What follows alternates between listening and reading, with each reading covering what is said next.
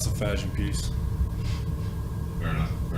Hey, Kuz, I wondered how the calf felt. Was that what was sore when we could see you grimace from time to time? I suppose other than on that note. Yeah, I had some pretty rough cramps. Going back to last game, and it kind of just really carried over, and kind of just bit me in the butt today.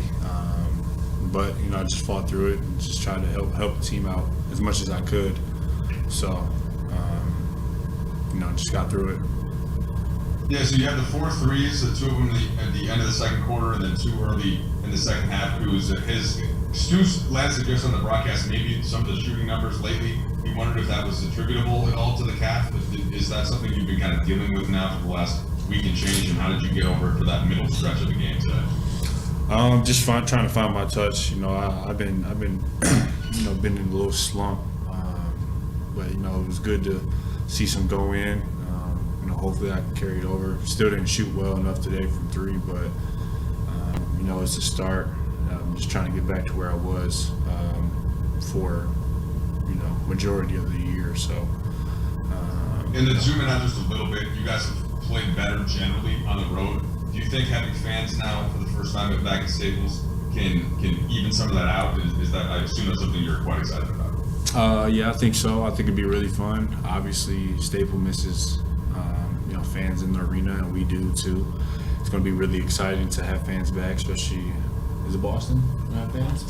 So only fitting to have fans during that game, and to have fans in the championship banner raise whenever that is in May. So it's exciting. Dave. Because I got 2 quick ones for you. One, you guys are a group that many of you were together to win a championship, so I don't want to overblow this, but you guys go 4-3 on this extended road trip, missing 2 of your better players. What does that do for the group?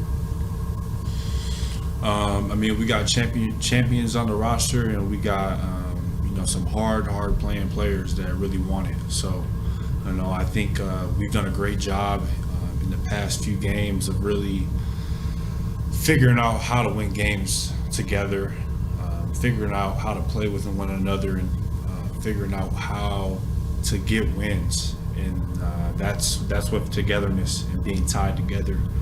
I think during this stretch we've been really great defensively, not having our voice out there with Bron, and someone that just erases mistakes with AD out there. And for us to continue to do that without having those guys out there is it's going to be scary for people when those guys get back. So that's given us confidence. And I think offensively we're really been subpar, honestly, but we're just trying to make strides on that end, and just trying to weather the storm. And we're doing that as much as we can. And to be 4-3 on this road trip, that's a win. That's a win for us. And hey, we'll take it. And second question, real quick, something that's still being figured out is how Andre Drummond fits in with you guys offensively. He had 7 points in the back-to-back, and he said that he's playing the worst offensive basketball of his career right now. What can you guys do to get him going? It's just a process, man. It's not gonna happen overnight. Rome wasn't built overnight, and I think that for him it's a big adjustment. When you think about it, he's kind of never really been coached in his career. Playing Detroit and Cleveland and coming here into a championship organization, it's tough. It's tough, and I think that for him, the best thing about him is he's doing a great job of just learning and asking questions and soaking everything in. And I learned it firsthand last year. It's a huge difference when you're playing basketball and winning basketball, and that's the adjustment he's trying to make right now, and figure it out with new teammates and new offensive and defensive schemes, and trying to play the right way. And he's handling it well, and it's an adjustment period. And I think once the 2 big dogs get back, it's going to be much easier for him because it's going to be a lot more simplified, and you'll see some big impact games from him down the road. Kyle. Hey, Kuz. Specifically, what did Alex really give you guys in those closing minutes? And do you sense that, sort of building off Dave's question, that the guys who were with your run last year have helped kind of deliver in some of those crucial moments when the game could go either way? I think the guys that have been here, we just know how to make championship winning plays, plain and simple.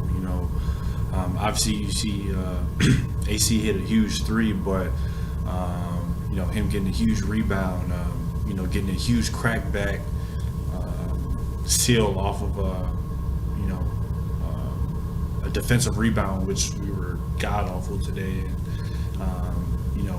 slot cutting, making the open for KCP to hit open threes. Just little things that it doesn't show up in the stat sheet, and it just helps us win ball games. And that's what he's done his entire career, and he's going to continue to do that because that's just who he is as a player.